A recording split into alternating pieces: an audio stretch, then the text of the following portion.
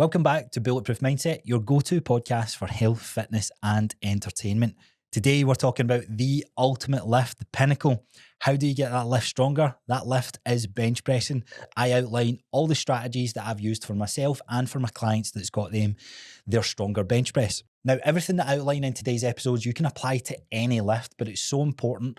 And I hope you enjoy the episode. Also, in today's episode, I mentioned the Bulletproof Coaching Strong Workout Program. So if you're looking for a structure to get a stronger bench press, to get a stronger squat, stronger deadlift, stronger body overall that is more resilient, then the Bulletproof Coaching Strong Program is for you. You can get it for just £12 per week. It's a 12-week workout program. The link is below. If you get any questions, then you know what to do. You can reach out to me on Instagram at Coach Crossar. Now, lastly, before we get into the episode, it's been a little while since I've updated you guys, but I'm trying to get more ratings on Spotify. So if you've got a Spotify account and you haven't rated the podcast show, it would mean the world to me. So if you could please do that at very least, it would show a lot of love and support to this little podcast that I've got going on. So without further ado, enjoy today's episode and I'll see you guys on the next one. What's up, guys? Welcome back to the show. So we're 1 week on from the challenge.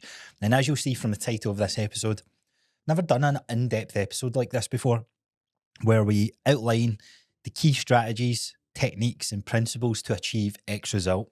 And I thought a lot of people have came up to me or have messaged me saying, man, that's so impressive you benched 100 kilo. To me, the 100 kilometers running was way more impressive than the 100 kilo bench, but it does highlight a point. It highlights the point that mainly guys, let's be honest, have this pursuit of getting stronger. Now, that can show up in a squat, it can show up in a deadlift, it shows up in many different lifts. But for my era growing up, that's crazy to think because I'm only 31, but there's definitely the younger generation growing up. I don't think they care as much about your bench press. They care more about your deadlift and squat, which is class, by the way. But when I was coming up through the gym, an impressive bench press was the peak, the absolute peak of asserting your male dominance inside the gym. And you better believe I was pursuing a goal of hitting 2 plates each side, 100 kilos. That's like the first milestone for many, aspiring young guys. And what I wanted to do is actually an in-depth episode as to how you can actually get a stronger bench press. Now, this isn't just for the guys, right? I'm going to actually start off a wee bit controversial here. I've seen a couple of coaches make the argument that girls don't have to do push days and don't have to bench press. And it's the stupidest thing I've ever heard come out of a fellow PT or coach's mouth. Now, on one hand, I do understand what they're meaning, but they're completely missing the point. So, ladies out there, you absolutely should be bench pressing. And don't be afraid to bench press because it's not as if you're going to just develop fucking pecs all of a sudden. That is honestly the same mentality as someone saying, oh, if you just lift weights, you're going to look like a bodybuilder. That's not how it works. There's way more that goes into bodybuilding. And it ain't as simple as that. It's not as easy of a sacrifice as just doing a couple of lifts, just doing a couple of reps inside the gym. Now, here's where I'll weigh in on this, right? You, guy or girl, the movement pattern of pressing is needed in everyday life. It's needed to help us get up off the couch, whether it's pressing down the way. It's needed to maybe open a door, as simple as that, or even just push someone away. Someone's in your grill. You want to have the strength to push them away. Now, imagine not training that movement pattern. Well, it's not just your chest that's going to get developed. And that's what I want to talk about first of all. Bench pressing, I guess there's a wave of, I'm going to say more influencers criticising the bench press, saying that you don't need to bench press or you shouldn't bench press to develop a thicker chest or a bigger chest. And look, is there maybe another 5 or 6 exercises that can get you a better pump, better stretch on the muscle? Potentially. But as a compound lift on its own is up there with one of the top 5 exercises of all time. If you only had time to do a certain exercise in the gym, flat bench pressing would be one of them. Now, how do we get a stronger bench press? Is it just doing more and lifting heavy? Well, no. It might seem obvious, but when you look around and you're seeing people who are looking to pursue their first 100 kilo bench, or they're trying to pursue their first PR in a bench press, what are they doing week in, week out? They're pushing the boundaries of maximum effort. That can happen 1 week out of every phase. And that maximum effort, if you do that week in, week out, you're going to develop injuries, you're going to develop imbalances, and ultimately you're going to burn out. You will burn yourself out. So hopefully by the end of this episode, you will have a better understanding on what to do within your programming to get a better lift. And this method more or less applies to everything, right? And this is the principles that I'm going to speak about. I often apply to all of my programs, and I bring that into the strategies on various types of lifts. So let's look at, I've got 1, 2, 3, 4, 5, maybe 8 foundational pillars that would apply to the variety of different coaching methods that would go into getting you stronger, right? Now, like anything, it all starts with technique. You may be like, Dale, come on, it's the fucking bench press. You're lying down and you're pressing. It's not that hard to do. Well, it's actually a wee bit more technically complex than that. Now, this is really hard to do on a podcast format. And for all you guys listening, I'm honestly open to feedback here, but I'm generally considering dropping down the solo episodes to 1 solo episode a week. The second episode that I release, I think, will be guest episodes when I start to kick them off in the next couple of weeks. But if I've not got a guest, I think I'm just going to leave it to 1 episode a week. And what I want to do is actually do more YouTube content around like visuals of coaching. So I know I've got a big audience who check in on the YouTube side of things, but there's a lot of you guys who listen on Apple, Amazon, and Spotify. So let me know your feedback on that. Will you be disheartened if I drop 1 episode a week or the odd week here and there and put that energy into creating more content for YouTube? I'd love to know. So anyway, back to this. So as I said, it all starts with the technique. So what is the technique that goes into a bench press? Well, a couple of different things that we have to look at. First thing that I usually notice is the bracing, the anchor, the support that goes into the bench. So a lot of people are very loosey-goosey when they lie back on that bench. So you'll see a different variety of people that do different setups. Everyone is obviously genetically a little bit different with how longer their limbs are, etc. I'm going to start talking you through the grip, okay? Now, in most gyms, you will have these little cuts on the bar.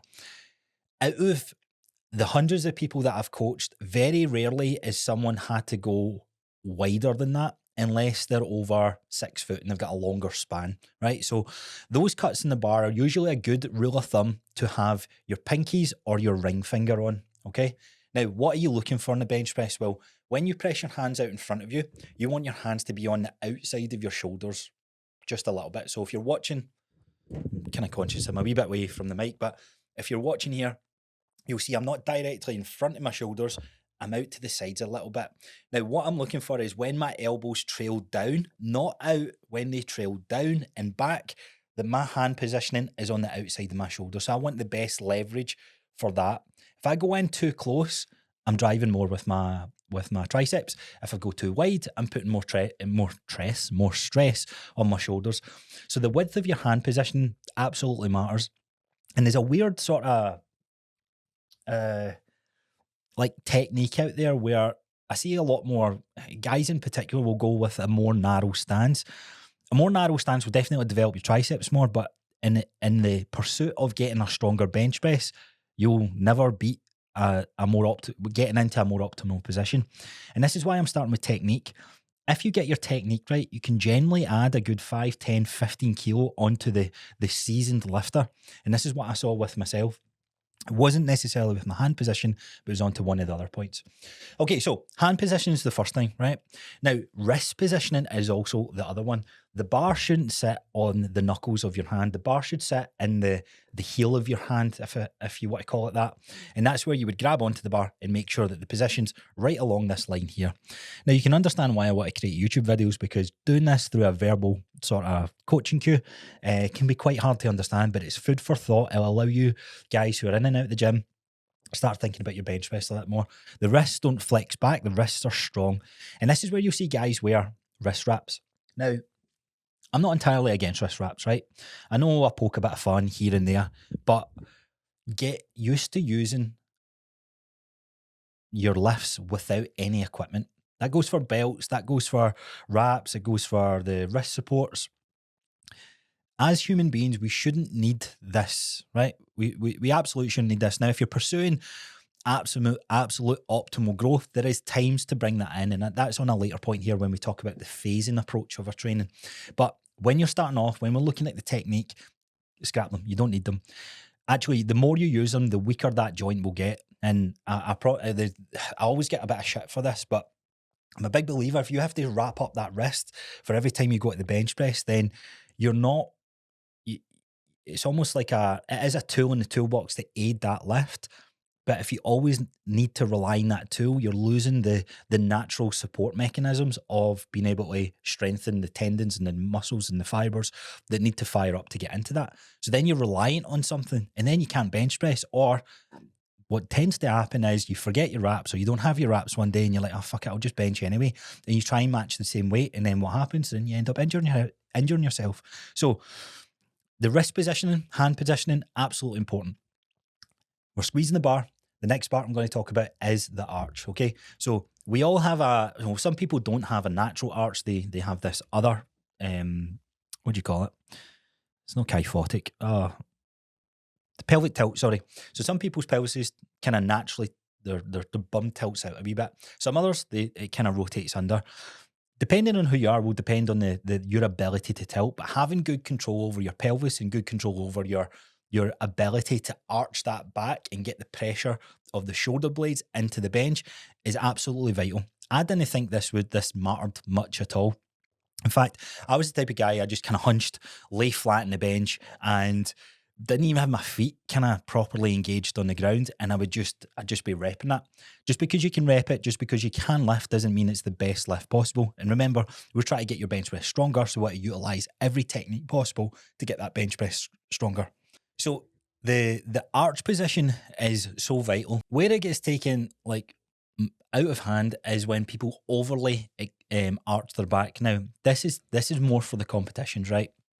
They've actually changed some of the rules in your some powerlifting leagues or federations to stop people like really arching, because then they're limiting the range of motion. But you do want a natural arch, okay? You do want to create that pressure, and that drive usually comes from the bottom of your feet, right? So feet being planted on the ground can absolutely drive that pressure right through your legs, up through your quads, through your glutes, into that arch position, and then kind of locking those shoulder blades back and down into the bench. Now, what's the most optimal way to do this? Well, there isn't really one, if I'm being honest, right? Some people prefer flat-footed. Some others prefer, like me, I prefer to be on the balls of my feet and then still drive my feet down. So my heels never really truly hit the ground, but I bring my heels into my bum as much as I can, and then I drive my heels down into the ground. That creates the pressure that I need to get into that position. Now, a couple of things where people go wrong. Suicide grip. Scrap it. You're absolutely mental if you do suicide grip. That's where you put your thumb over the bar. Why do people do this? I think it becomes almost like a bias of training, that they've trained that long to be strong like that putting their thumbs over just feels so unnatural to them. And then they lack the mobility to have the thumbs over and still keep that strong grip on the bar. The head position as well. Your head should be back in the bench. I see a lot of guys look up and look at the bar. Try and avoid that because you easily strain your neck. Now, arguably, the most important part of all of this is something that's really, really hard to gauge, and that is weird enough, it's really hard to engage, is your shoulder blades, your lats, right? You want to pinch the shoulder blades back, and you want to engage the lats down, right? You're not tucking everything in, but in terms of the motion, your shoulder girdle isn't like protracted forward.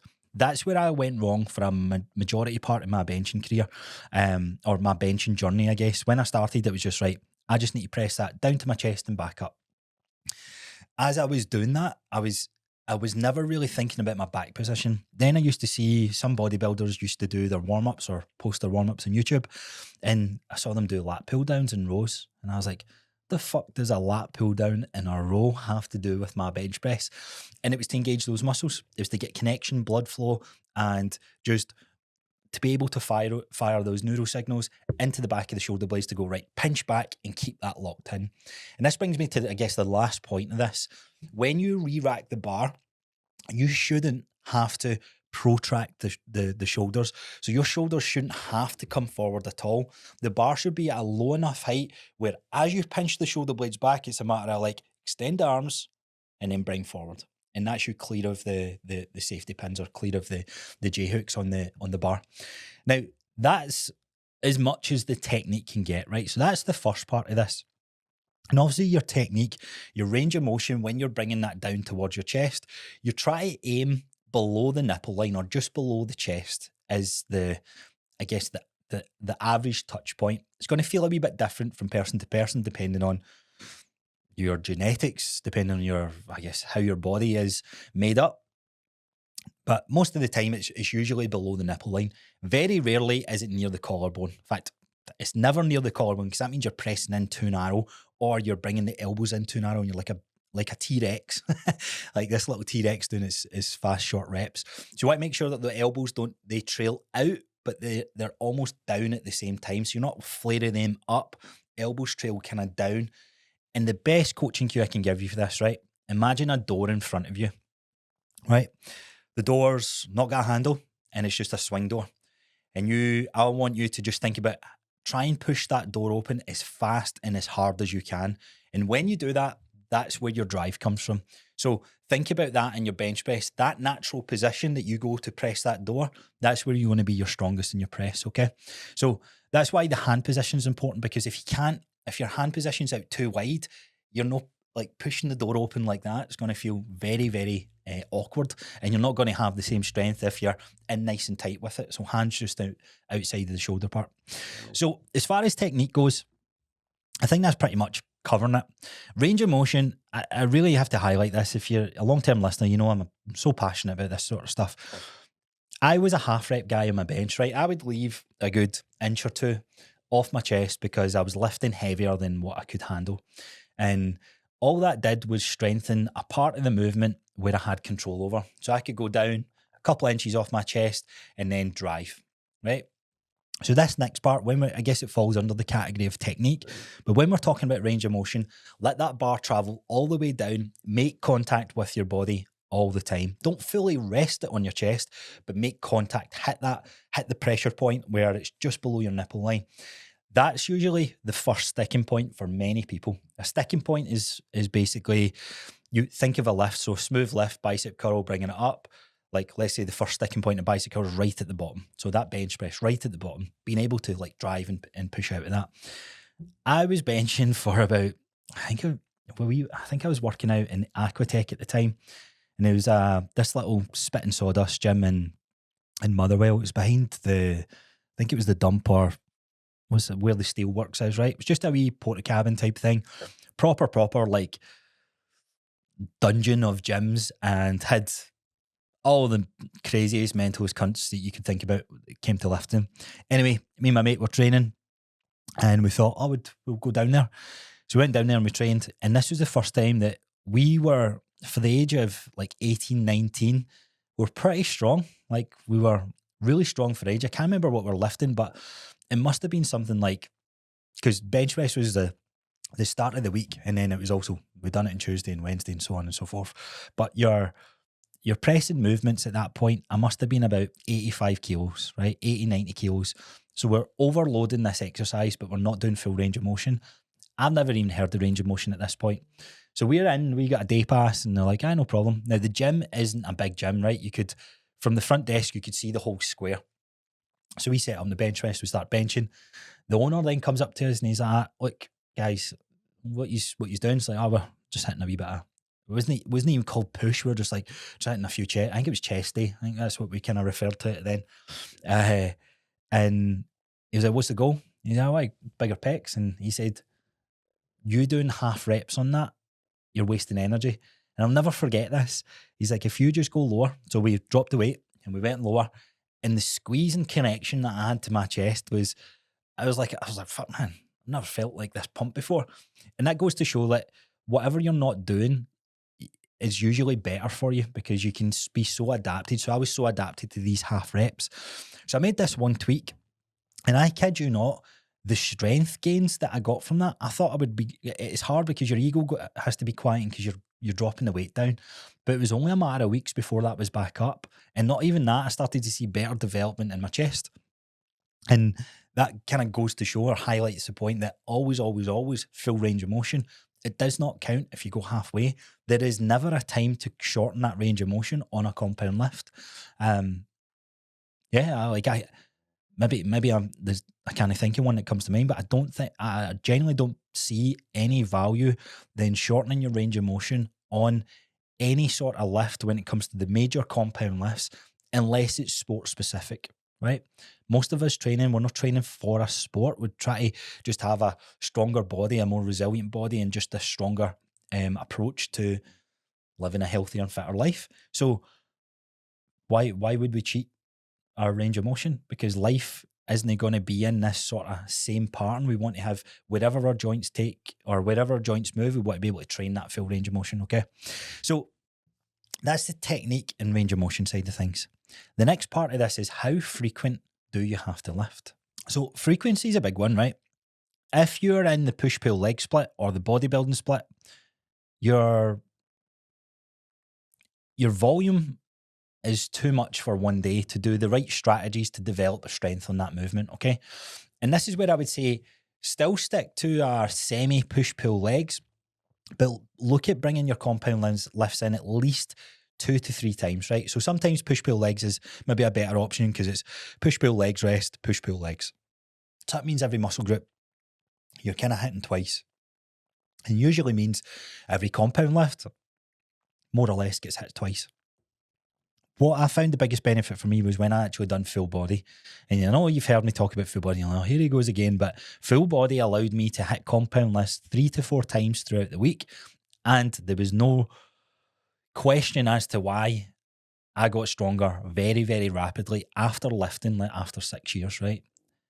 That's the maddest thing. And that's why I want to kind of pitch to you guys that if you know you've never done full body training before, honestly switch it up and you'll see for a short period of time, you will be able to reap rewards of these newbie gains. So in fairness, there was a couple of methods that I did train when it came to frequency, but my frequency looked like chest on Monday, back on Tuesday, legs on Wednesday, shoulders on Thursday, arms on Friday, right? That's how my majority of my split. Saturday and Sunday we would train, but we'd train for the social aspect and the sort of like, I'm just going to go in and blast some of my favourite muscle groups. That then, I never really done the push-pull legs in full honesty. There was a bit of it where it was like chest and shoulders, right? And then it became sort of back and quads. And so the mix-up of these muscle groups that I used to train, it's got a bit fancy, got a bit weird.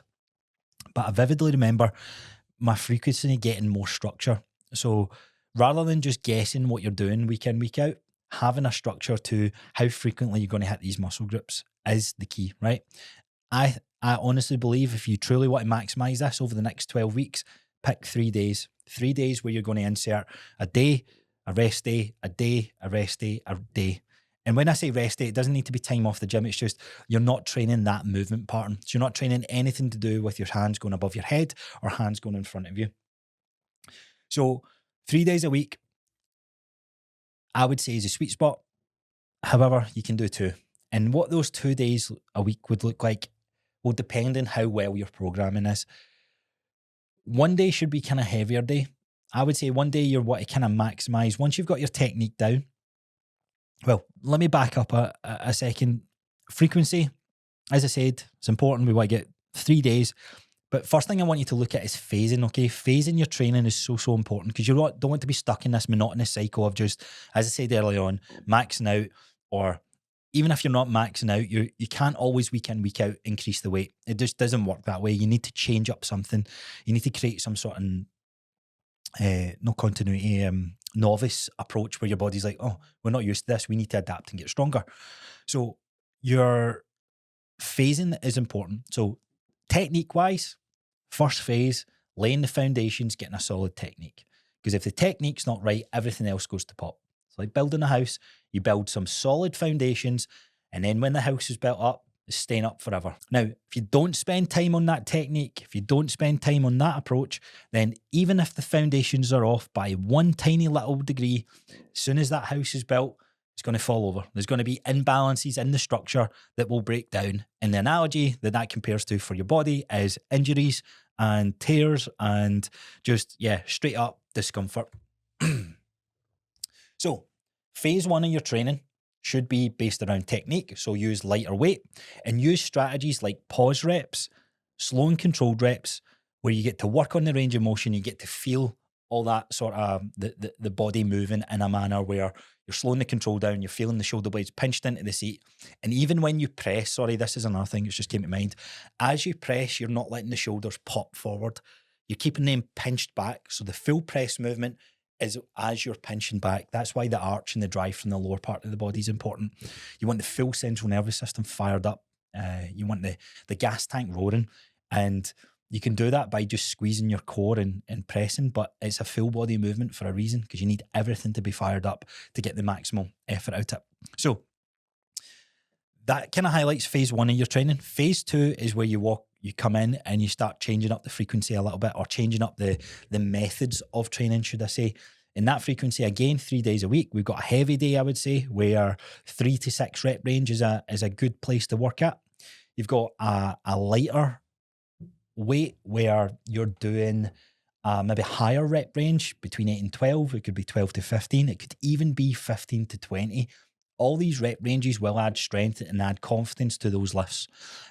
So I always say, it's mental. If you want to lift a heavy 1 rep max, being able to bench a heavy 20 rep max is obviously going to pay dividends back to that. Now, it's more taxing. It's a longer journey, but if done correctly and if programmed correctly, you can rapidly see your 3 rep max, your 5 rep max, your 1 rep max performance increase.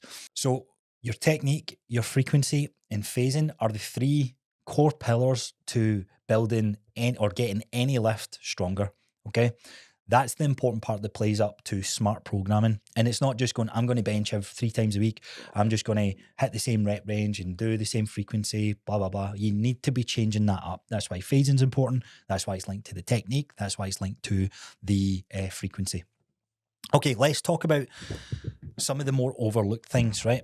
How many people have you heard that said, oh, I used to bench such and such, but it trashed my shoulders. Oh, I used to bench all the time, but yeah, benching's no good for your shoulders or your elbows. Shut the fuck up, right? Absolute bullshit. That is a cop-out excuse for poor lifting. I'm sorry. If you've benched and got an injury from it, that's because your technique wasn't right. You were overtrained, or your recovery or your nutrition could have been off and could be the reason why you injured yourself on that lift. You've pushed beyond your body's limits. Oh yeah, beast mode and all that sort of stuff. Cool. Yeah, but what's more impressive though? The guy who's still benching in his 40s, 50s, 60s and 70s, or the guy who said, oh, I used to? What person do you want to be? Well, that's what brings me on to the next point. Stability and mobility movements. So important. I know it's not sexy. I know it. We want to always lift heavy and want to get this grind. We want to get this sort of fucking heavy ass lifting. But to lift heavy, we need to lift light. To lift heavy, we need to mobilize our joints and make sure that we're recovering correctly from our workouts. So think about it. If you press all day, think about painters, hairdressers, barbers, joiners, anyone that's got a laborious job where they're constantly reaching and drilling that right arm. Every single time I've had one of those guys, they get pinching sensations on their shoulder. And that's because their body's adapting to this repetitive movement. It's, the shoulder girdle is kind of protracted forward. Their shoulders then in this kind of shortened position. So all the nerves and everything that sits within that shoulder is then creating like discomfort and radiating nerve pain and all this sort of thing. It doesn't have to be that way if treated correctly. And it doesn't have to be that way if you're benching correctly as well. Usually shoulder pain is because your back's weak, right? If you're benching it and you've got a shoulder injury from pressing, you've not been able to properly strengthen your shoulders pinched back and your lats, as I said earlier on, because you have a weakness, right? If you're always benching and you're not treating some of these other muscle groups that are so valuable and so important to make sure this lift is successful and as strong as can be, then the result will be you'll get injured. So what are some stability movements, or what are some other exercises that are absolutely vital to a strong bench press? Well, first one is rows. Like, getting good at any rowing movement to strengthen your back will help with your bench press. I would say shrugs is another big one. And like, this goes to show, see, doing the benching 100 kilos for 100 reps honestly highlighted the importance to me of, man, this is a full body movement. It ain't just a chest movement. Although my chest was absolutely rock solid the next day, but my biceps, my triceps, my rear delts, my traps, my shoulder blades, my core, my glutes. Now, arguably, they can all be things from running as well. But I tell you not, I know what running DOMs feel like, and I know what muscle DOMs feel like. Those were all a byproduct of lifting, right? So let's break this down then. So strong rows, cable rows, bent over rows, single arm rows, whatever it is you want to do, you need to strengthen those rhomboids, you need to strengthen those shoulder blades, you need to strengthen the back in general. Lats as well. So pullovers are really good because that is engaging your lats as well as your chest in the same sort of movement pattern. Obviously pull-ups, lat pull-downs, the kind of key components there. Now, rear delts, I would say when it comes to shrugs, is good enough to kind of have that boxed off in there. But that's where accessory movements are, or they have their place, should I say. You know, like I'm not a big fan of, not that I'm not a big fan, like I always say, like, machines are like, yeah, they're cool to do, but they're not necessarily needed. This is where there's a value in machines because we've got cable formats, right? So rear delt isolation work with lateral raises and chest supported Y raises, something that hits the rear delts. Face pulls is another great one. There's so many of those movements that you can bring in. Now, you don't need a ton of them, but when you're structuring your frequency throughout the week, you want to build that in your bench days, and you want to build the support muscles around that as well. Now, let's talk about mobility for a second, right? Most likely, if you're pursuing a stronger bench press, you've lacked this over the years, right? And you've probably had a wee pinch here and there. And it's always because you've not mobilized your joints. And mobility should be done before going into your workout, right? So here's an easy mobility drill to do before your bench press. There's an exercise called wall circles, right? Absolutely goated. So you stand next to the wall, you face, you kind of face side on it, and you just create these wall circles with your arm.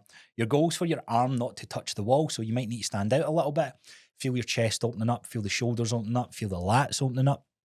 Combine that with a banded row, combine that with the up and over banded exercise, and then combine that with thread the needle. 4 easy drills to do, maybe take you 5-ish minutes, that will get you primed and ready to lift on the bench press and start working your way up through the weight. Arguably, should be exercises you're doing every single day, right? That's a good thing with mobility stuff. You can hammer it every day and it doesn't necessarily overtrain you because it's gravity, it's movement, it's just joint mobilization.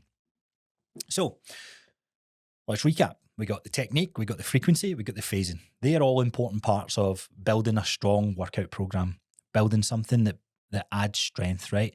Now, how we smartly train that, I'm going to throw out just some methods, and how you want to program these methods is up to you. Pause reps should be in there. So a pause rep is basically when you're benching, you bring it down and you pause for 2 to 3 seconds, and then you drive up with nice explosion, with good explosive power. Pause reps are great. I wouldn't say with pause reps you need to go any more than 5 to 6 reps, okay? Slow and controlled reps is the next one. So this is where you lighten the load, take 5-ish seconds. It's obviously not as long of a range of motion as your squat, for example. So 5, 4, 3, 2, 1, short pause, drive. Again, anywhere from 3 to 6 reps in that rep range. Just because it's 3 to 6 reps doesn't mean it needs to be heavy. But if you lighten up the load, you will get stronger because your time under tension challenges the eccentric part, and it challenges what's called the isometric hold, because as you're slowing that down, there's like elements of these sharp pauses when you're bringing that down. Two absolutely valuable parts to training. Now, this doesn't have to be in the bench press, right? changing up the pressing movement, utilising dumbbells for a phase of training, utilising incline press for a phase of training. Do you have to utilise a machine?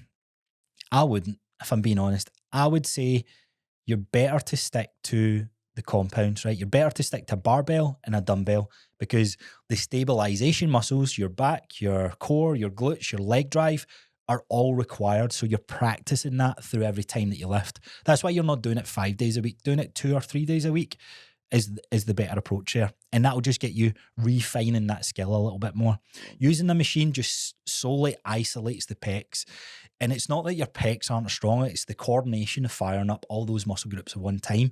That's what you want to practice. So that's my argument for that. Could I be wrong? Potentially, and I'm all ears to hear the opposite argument. But personally, I'd say bench press became one of my strongest points, and it's been some of the strongest points in my clients' journeys, and this is why. So, try to think. So you got those methods of training, and then in your phasing approach, you want to pick a rep range. So you want to have low rep ranges, you have medium rep ranges, and you want to have high rep ranges. Expose yourself to all of them throughout those lifts. Dips has to be up there with one of the best carryovers to a stronger bench press. The stronger your bench gets, the stronger your dips get. The stronger your dips get, the stronger your bench press gets. So you're going to get fatigued, right? You're going to get fatigued benching all the time, pressing all the time. So find ways to change up the exercises. And that's why a phase of training, move away from the barbell, do barbell overhead press and do dumbbell work. Dumbbell bench press, dumbbell incline press. Work on the triceps, work on the rowing aspect, and you'll see a stronger lift. Now I'm going to throw in an absolute curveball here. If you get a stronger deadlift and a stronger squat, you'll get a stronger bench press. So although you might only have 3 days a week dedicated towards benching, in the other 2 days, if you're training 5 days or if you're training 4 days, on that other day, focus on squatting, focus on deadlifting, because it's training the coordination of firing the gas tank, right? So controversial, I know, has nothing to do with the bench press, and this is all anecdotal. But as my other lifts got stronger, everything came up with it, right? Now, is it better to just home in on one particular lift? Potentially. I'm about to go into a training block after High Rocks, which I'm excited to do, to focus on one lift, which is going to be my squat.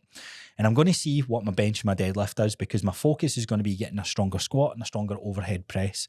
But I'm still going to keep some of these other lifts in. So time will tell if that's right. I've seen it happen so many times though, throughout my lifting journey and throughout my coaching journey with clients. And there has to be something that's said to better coordination, better mentality, better of firing up the body to do a heavy lift. So don't miss out on that. Now, last kind of part I'll say here is nutrition, okay? You can't build a house without materials, right? It's like having 10 bricks, but you've got a 1,000 brick wall to build. You can tell I'm not in the construction trade, but it's like sheets of plasterboard, right? You've only got 10 of them, but you've got, I don't know, 18 rooms to build. It's a big ass house because you're building a big ass body, yeah. So materials, we absolutely need. We need that fuel. We need the nutrition to be right going into these sessions. Now, you don't need to fuel for the sessions as much, but you just need to be on point with your nutrition. Being in a calorie deficit won't work, right?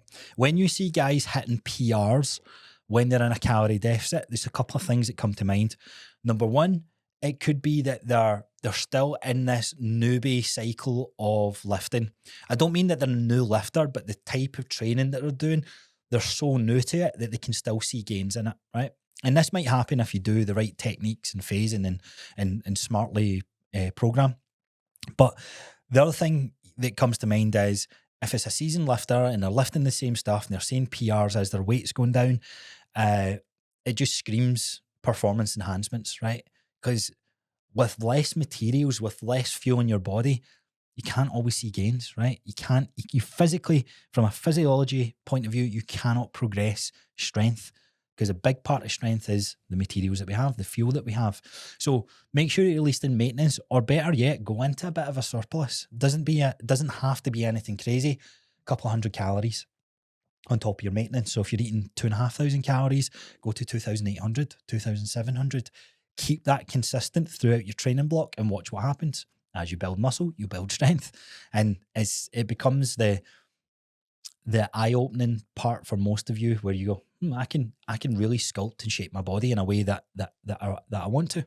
So nutrition, the key principles, as I said, calories need to be there, the materials need to be there, the protein absolutely needs to be there, because that is your recovery. And recovery is important. So back to what I was saying around the stability movements.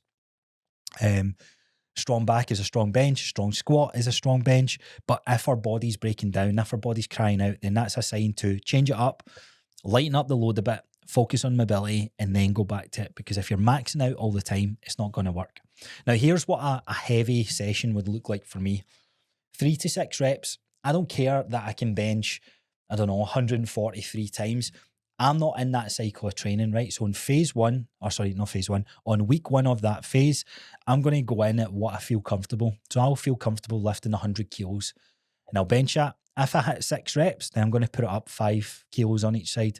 So I move to 110. If I hit 6 reps, I'm going to put it up to 5, right? Even I get to the end of that, I'm going to pause there because I want to gradually increase the weight over the next 4 to 6 weeks. And although I might not max out my bench, that's then going to put me into another cycle of training, and that's where my approach will change. So hopefully that makes sense. As always, if there's any questions that you've got around this sort of stuff, hit me up. I'd be happy to help out. So that pretty much wraps up how to get a stronger bench press. You apply all of these or even a few of these to your training cycle or your training block, you will get stronger. It's honestly, it's not about just sitting in a 3 to 6 rep range for 12 weeks and you will get stronger.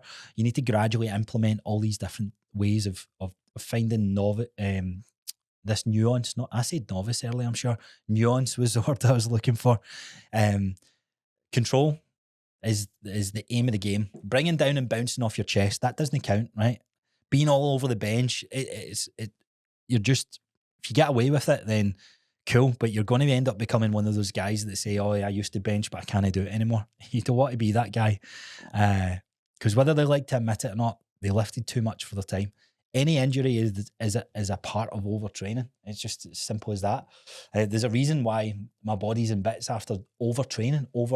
When it comes to challenges in these sporting events, you're overshooting the limitations of where you're at because you're maxing out, right? Maxing out ain't a good thing. It's cool to do. It feeds the ego.